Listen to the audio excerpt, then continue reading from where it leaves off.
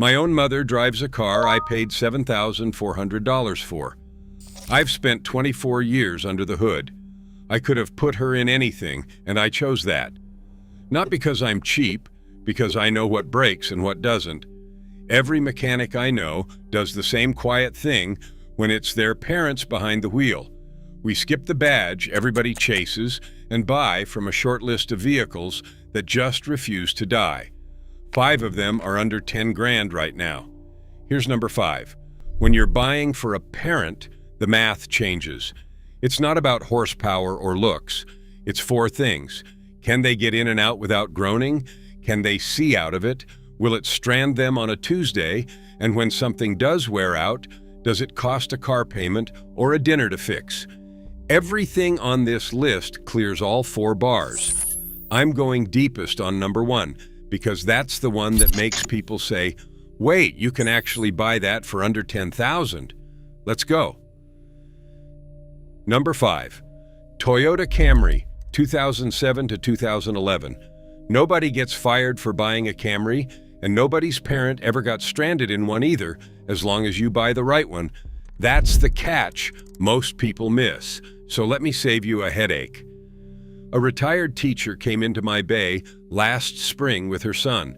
She'd found a 2009 Camry, 4-cylinder, 118,000 miles, clean body, and the seller wanted $8,900. Looked perfect on paper. I pulled the dipstick. It was a 1.25 low, and the oil life had been reset the week before. That told me everything. I said, give me an hour with it. Sure enough, the 2.4-liter 4-cylinder in these years, the 2AZFE, is famous in every shop in America for burning oil. Worn piston rings let it slip past and cook off, and the owner never sees a drop on the driveway.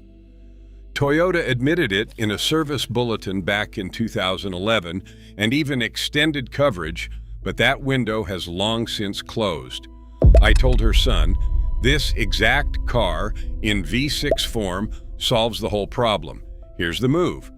The 3.5-liter V6 in the Camry, the 2GRFE, does not have the oil-burning gene. It's the same engine family Toyota drops into Lexus sedans. It runs a timing chain instead of a belt, so there's nothing to swap at 100,000 miles, and it's mated to a smooth 6-speed automatic that just works. It's one of the most trouble-free drivetrains Toyota has ever shipped. For a parent, that's the whole ball game. Price-wise, a good V6 Camry from these years sits around $7,000 to $10,000, depending on miles, sometimes a touch under. Here's your inspection list.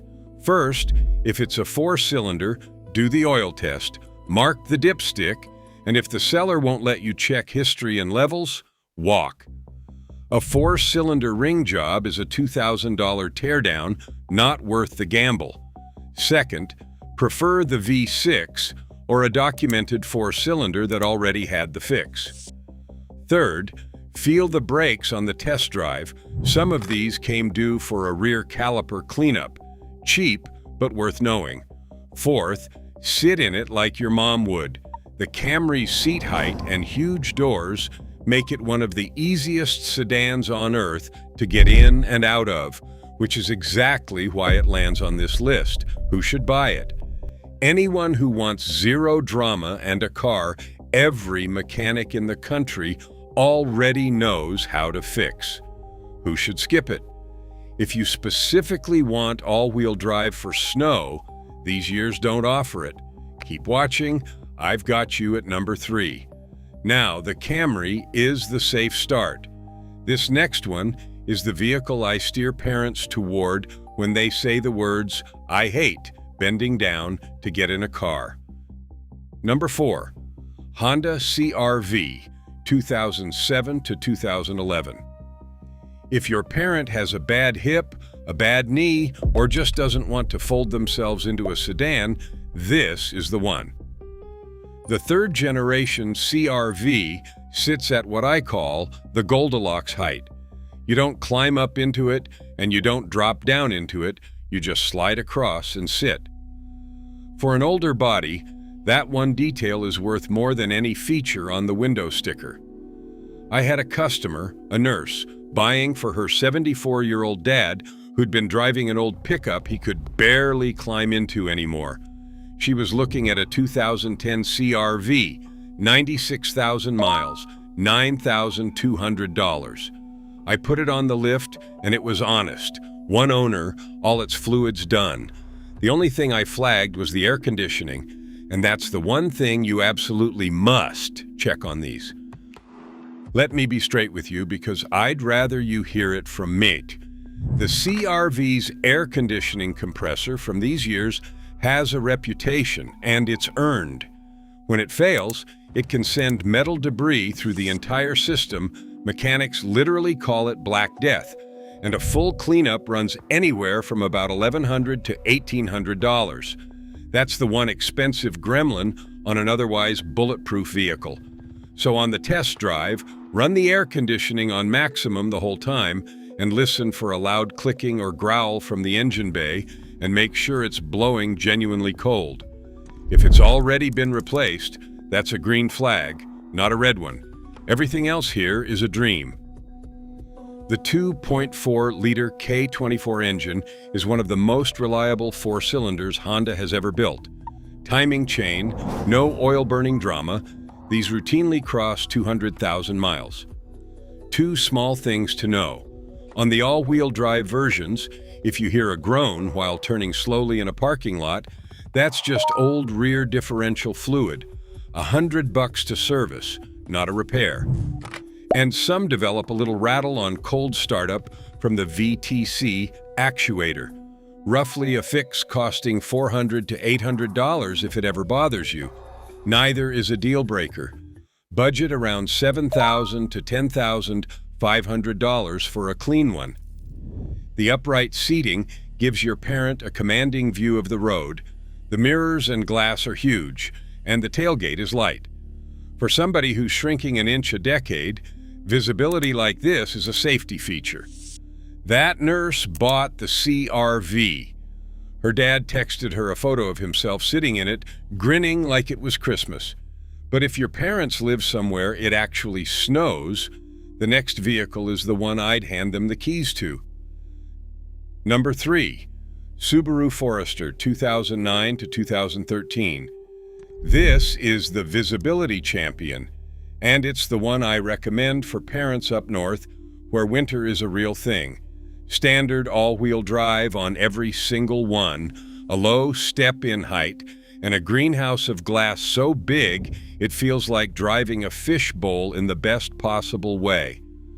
For an older driver, being able to actually see out of the car, over the hood, out the back, through those thin pillars, takes stress out of every left turn and every parking lot. Insurance Institute testing has long rated the Forester near the top for outward visibility, and you feel it the second you sit down. Now I'm going to do the thing dealers won't and tell you exactly which one to buy, because the engine matters here. The 2009 and 2010 Foresters use Subaru's older 2.5-liter engine, and that motor is known to seep at the head gaskets as it ages. A real repair, north of $2,000 if it goes. The 2011 through 2013 cars switched to a newer engine with a timing chain that fixed the head gasket worry, but those early ones can be a little thirsty for oil. So the play is simple. Aim for a 2013 or a well-documented 2011 or 2012, and on any of them, get a pre-purchase inspection that specifically checks for head gasket seepage and does a compression check. A Subaru specialist will know exactly where to look in 10 minutes. Buy the right one, and it's a fantastic parent's car. I had a couple in their late 60s trade a low-slung sedan they could barely get out of for a 2013 Forester at $8,500. And the wife told me the best part wasn't the all-wheel drive, it was that she stopped white-knuckling the on-ramps, because she could finally see everything around her. These sit around $5,000 to $10,000 depending on mileage and which engine, so your budget goes far. Your checklist. First, verify the engine year and get that head gasket and compression check. Second, on the test drive, watch for any blue puff on startup and check the oil level yourself. Third, look under the car for oil weeping around the engine seams. Fourth, make sure the timing belt was done on the 2009 to 2010 cars, or confirm you're getting a chain-driven 2011 or newer and skip that worry entirely.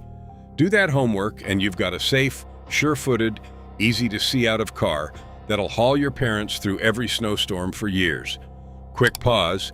If this is the kind of straight talk you actually want before spending your money, hit subscribe. I keep making these so you can walk onto a lot, knowing more than the guy trying to sell you a lease return. Okay, the top two. These are the ones that genuinely surprise people. Number 2, Toyota Avalon, 2005 to 2012. I call the Avalon the secret Lexus, and I mean that literally. Underneath, it shares its bones and its engine with cars costing thousands more, but because it wears a Toyota badge and got branded as a car for older folks, it's priced like nobody's watching, which is hilarious, because for a parent, a car for older folks is exactly the point. Here's what you're actually getting.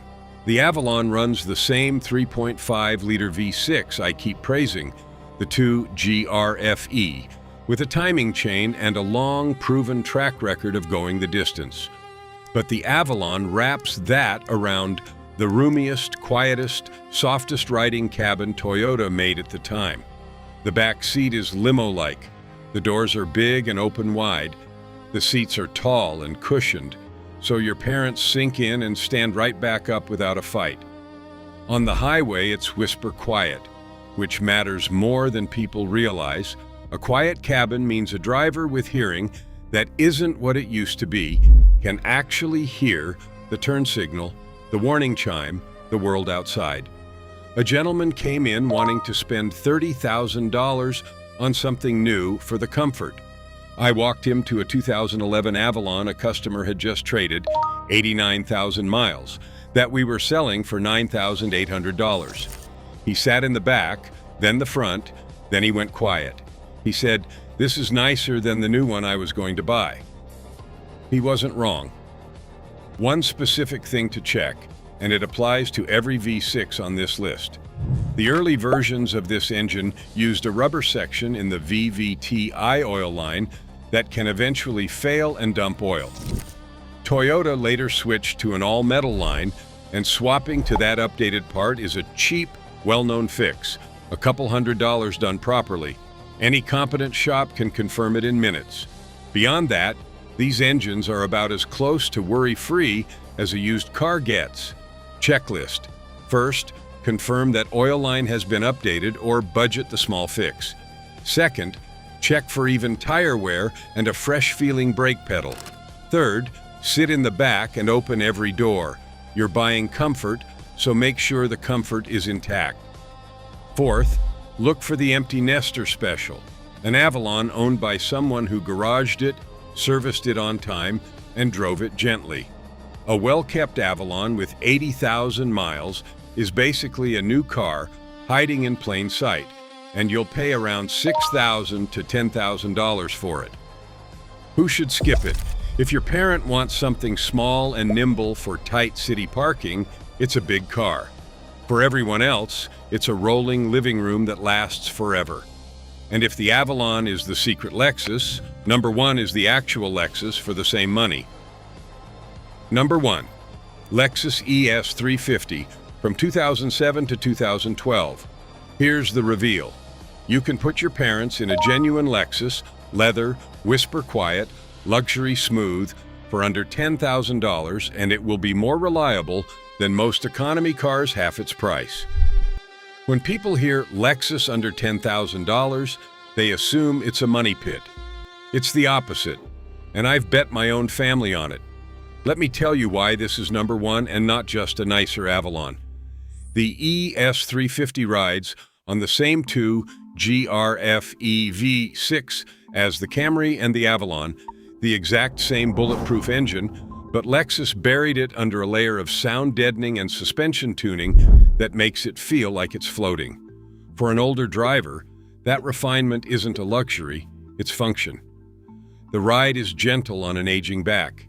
The cabin is so quiet that every chime and every voice is clear. The seats are supportive for long drives to the grandkids. The controls are big, simple, physical buttons, not a maze of touchscreens they'll need a grandchild to operate. Everything about this car was accidentally engineered to be perfect for a parent. The story that sold me for good: a woman in her 50s came in convinced a used Lexus meant expensive repairs forever. I told her my own mother drives one. I showed her a 2011 ES 350 with 104,000 miles for $9,600. She was skeptical right up until she drove it, went silent at a stoplight, and said, "It doesn't make any noise." She bought it. 2 years and 30,000 miles later, her total repair spend is an oil line update and a set of tires. That's it. Now here's the mechanic's guidance that saves you money.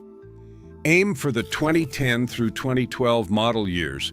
Those are the sweet spot, and they've earned top reliability marks across the board. The 2007 and 2008 cars can suffer a dashboard that gets sticky and shiny in hot climates. So if you're in the Sun Belt, lean newer or inspect that dash closely. On any of them, 3 checks matter. First, that same VTI oil line, confirm it's the updated metal part or plan the cheap fix. Ignoring an oil leak on any engine is how a small problem becomes a big one. Second, on the test drive, get the transmission fully warm and feel for any flare or hesitation between gears when hot. A well-maintained one shifts seamlessly. Third, check for any oil weeping around the front of the engine. On a high-mileage example, a timing cover seep is the one repair you don't want to inherit, so catch it before you buy, not after. Who should buy it? Honestly, almost every parent. Highway comfort, hushed cabin, easy entry, simple controls, and Toyota's mechanical backbone under a luxury body. Who should skip it? If your parents genuinely need all-wheel drive for deep snow, go back to the Forester. The ES is front-wheel drive. And if they want to sit up high like in an SUV, this is a sedan. But for pure, I want my mom safe, comfortable, and never stranded, and I've only got 10 grand, I don't think there's a better car on the used market. If I had to buy one vehicle today for a parent and never think about it again, I'd buy another ES 350 and hand them the keys with a clear conscience. So there they are, 5 vehicles mechanics quietly buy for the people who raised them. The Toyota Camry, safe and everywhere as long as you grab the V6. The Honda CR-V, the easiest car in the world to climb in and out of. The Subaru Forester, the snow country pick with visibility for days. The Toyota Avalon, the secret Lexus that rides like a limo. And the Lexus ES 350, an actual luxury car that costs less to keep alive than the economy sedan on the next lot over. Every one of them clears the 4 bars that matter for a parent. Easy in, easy to see out of, won't strand them, cheap to fix. Next time you're helping your mom or dad shop, and a salesman waves you toward a flashy German trade-in with a warranty light already glowing, you'll know exactly what to say.